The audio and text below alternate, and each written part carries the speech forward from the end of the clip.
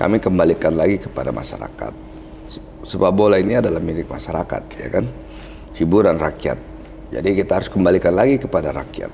Sepak bola itu urusannya 3 saja, menang, seri, atau kalah. Jadi kita harus juga punya strategi, di mana kita harus seri, di mana harus kita menang, di mana mungkin kita harus buang. Industri ini adalah bisnis. Kapan kita harus transfer pemain kita? Kita sudah bibit baik-baik, ternyata ada klub kekurangan pemain.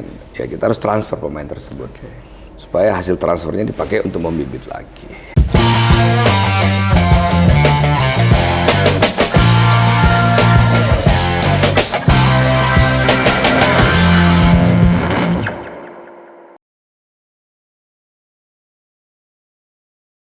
Sahabat Tuki, bagaimana kabarnya? Saya berharap sahabat Tuki sehat, bugar, dan tentu jangan lupa bahagia. Hari ini bahagia sekali saya bersama dengan Pak Erwin Aksa, mantan manajer PSM dan sekarang sudah menjadi pengusaha besar dan politikus di Jakarta. Pak Erwin, dalam catatan saya ada beberapa prestasi yang cukup besar ketika Pak Erwin menjadi manajer PSM.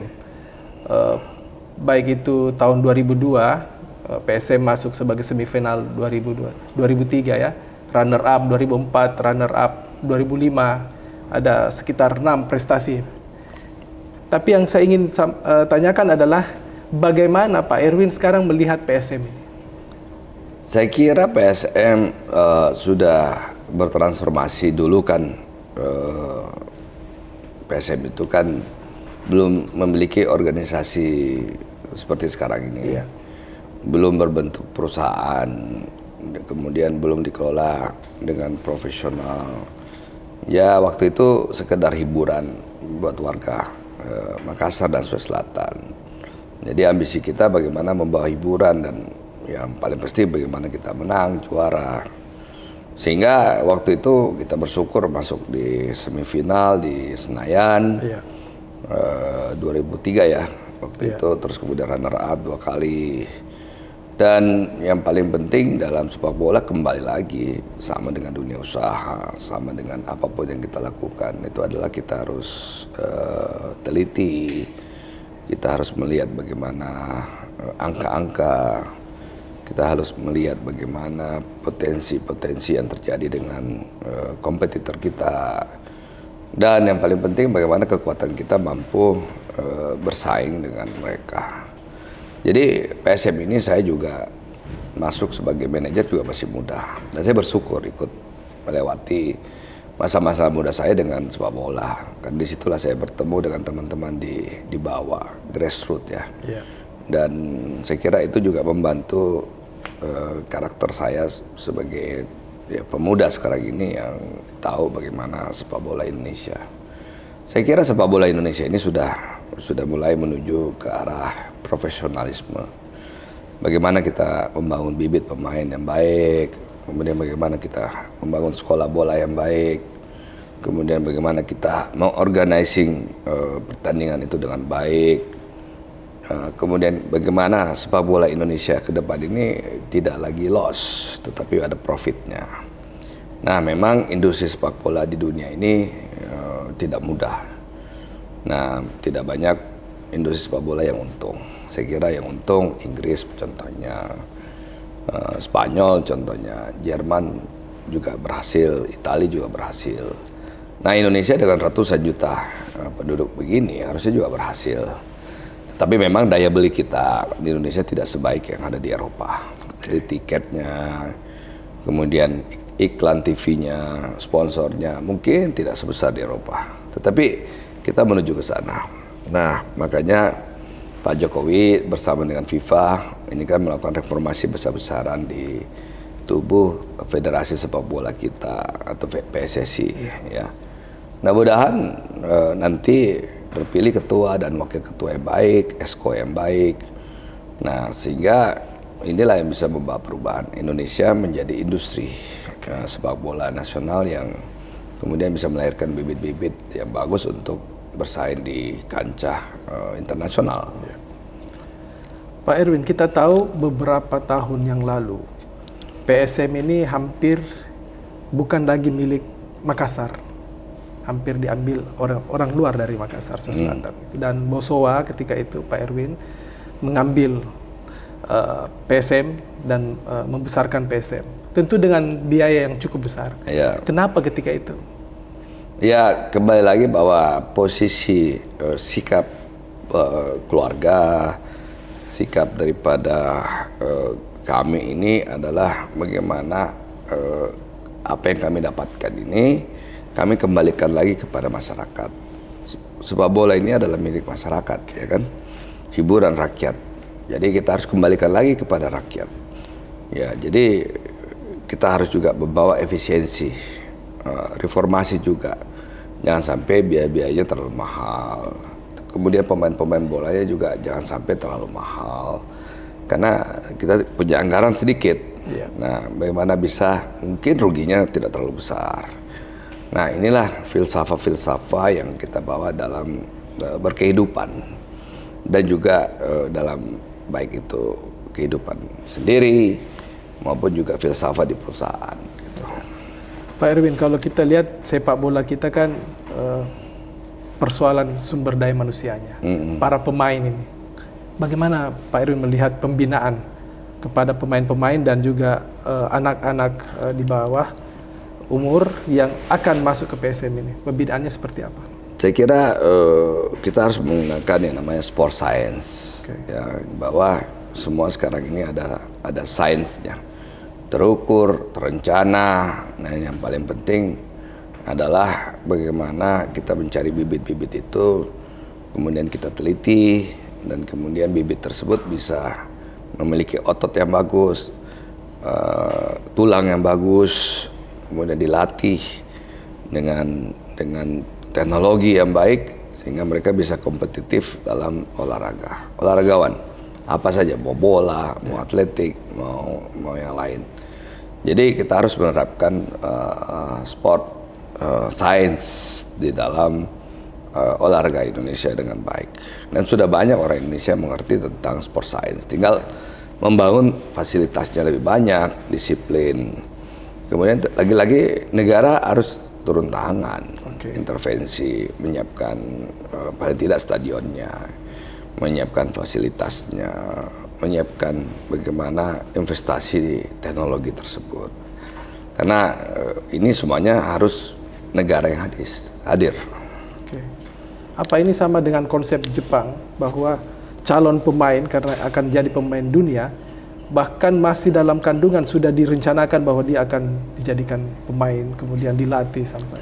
Ya, hampir semua sendi-sendi yang namanya ekonomi, bisnis, olahraga, politik, semuanya kan ada yang namanya science. Iya. Jadi ada namanya political science, ada namanya sport science. Nah, jadi kita harus percaya bahwa sains itu adalah rekayasa manusia yang diberikan kepintaran oleh Tuhan. Pelatih sekarang sudah bekerja keras. Bagaimana PSM bisa masuk menjadi juara di liga nanti? Sekarang kan dalam posisi kedua. Bagaimana Anda melihat bahwa PSM bisa menjuarai liga nanti? Sepak bola itu urusannya 3 saja, menang, seri, atau kalah. Jadi kita harus juga punya strategi, di mana kita harus seri, di mana harus kita menang, di mana mungkin kita harus buang, karena kita punya pemain terbatas. Mungkin kita punya pemain 11, kita punya cadangan, kita punya punya spare yang terbatas, tapi tidak punya pemain yang super kelas yang kemudian diganti semuanya, kemudian bisa sama kualitasnya. Yang kedua, kita harus melihat jadwal. Ya, jadwal kita kadang-kadang sibuk, mungkin karena harus main di Champions League atau main di liga-liga lain. Jadi kembali lagi kepada strategi pelatih, kemudian adalah tim daripada yang membantu pelatih tersebut. Makanya harus dilihat lagi strategi seperti apa. Harus target kita nanti dalam liga ini mau berapa poin, umpamanya. Oke, kita kalah di sini, seri di sini, menang di sini. Sehingga lagi-lagi bahwa kita harus ada prioritas. Jangan semuanya mau menang, nggak mungkin. Karena kita akan berhadapan dengan klub-klub yang akan menurunkan pemain intinya 100%. Mungkin pemain kita sakit, kena kartu merah, kena kartu kuning, kita cari draw saja udah bagus. Kira-kira begitu. Iya. Pak Erwin, ketika menjadi manajer PSM yang lalu, Pak Erwin cukup disibukkan dengan pemain asing, dengan bayaran yang cukup besar ketika itu. Bagaimana Anda melihat pemain asing saat ini? Dulu atau saya rekrut pemain itu belum terlalu mahal sebenarnya. Cristiano Gonzalez, ya kan, Aravena, terus ada siapa lagi tuh. Bahkan kita pernah membawa kiper terbaiknya Chili waktu itu. Sehingga menurut saya adalah bagaimana membangun pembibitan. Nah, pembibitan ini harus dibangun karena di luar negeri sudah terjadi. Yang latihan di sekolahnya Spanyol masuk ke Barcelona, masuk di Barcelona. Manchester juga begitu. Jadi kita harus berpikir bahwa ini adalah ekosistem. Di mana ekosistem itu pasti kalau pemain tua sudah harus pensiun. Pemain muda harus naik. Nah, yang paling penting juga industri ini adalah bisnis. Kapan kita harus transfer pemain kita? Kita sudah bibit baik-baik, ternyata ada klub kekurangan pemain. Ya kita harus transfer pemain tersebut. Supaya hasil transfernya dipakai untuk membibit lagi. Jadi ada regenerasi terus-menerus. Harus ada. Pak Erwin, apa harapan terhadap PSM sekarang?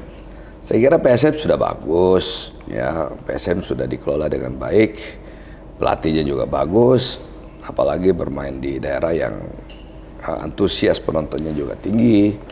Penonton di daerah Ajataparang itu kelas menengah, Parepare, ya. Tetapi penjualan tiketnya juga mahal, ada pemasukan untuk klub, sehingga klub tidak telat bayar gaji, klub kemudian punya fasilitas yang bagus. Karena mengurus pemain bola ini kayak mengurus ya antara istri atau anak gitu. Iya. Gitu. Jadi ya harus manajemennya bagus gitu. Termasuk bagaimana bantuan atau dukungan dari semua stakeholder ya. Semua stakeholder. Termasuk pemerintah daerah. Ya pemerintah kan tidak boleh intervensi dalam sepak bola atau federasi. Makanya siapapun ketua umum dan wakil ketua umum terpilih apabila dia menjabat sebagai negara ya harus mundur. Tidak boleh rangkap jabatan. Nah, pemerintah boleh menyiapkan fasilitas olahraganya. Ya, tetapi pemerintah tidak boleh atur wasit. Pemerintah tidak boleh atur pelatih. Ya, pemerintah tidak bisa atur siapa yang offside dan siapa tidak offside. Nah itu tugasnya wasit itu, yang dilatih oleh federasi. Gitu. Seberapa besar pentingnya sebuah gedung olahraga tempat bermain sepak bola menurut Pak Erwin? Karena kita tahu PSM sekarang di Makassar tidak punya gedung olahraga. Ya penting karena stadion bola itu adalah taman ya, park.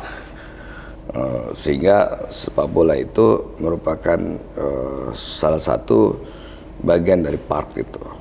Jadi masyarakat itu butuh hiburan, masyarakat itu butuh hijau, ya supaya kawasan itu menjadi hijau, kemudian ramai. Ya, terus kemudian UKM bisa hidup, ya ada yang jualan, ada yang jual baju, jual makanan dan sebagainya. Ekosistemnya harus dibangun.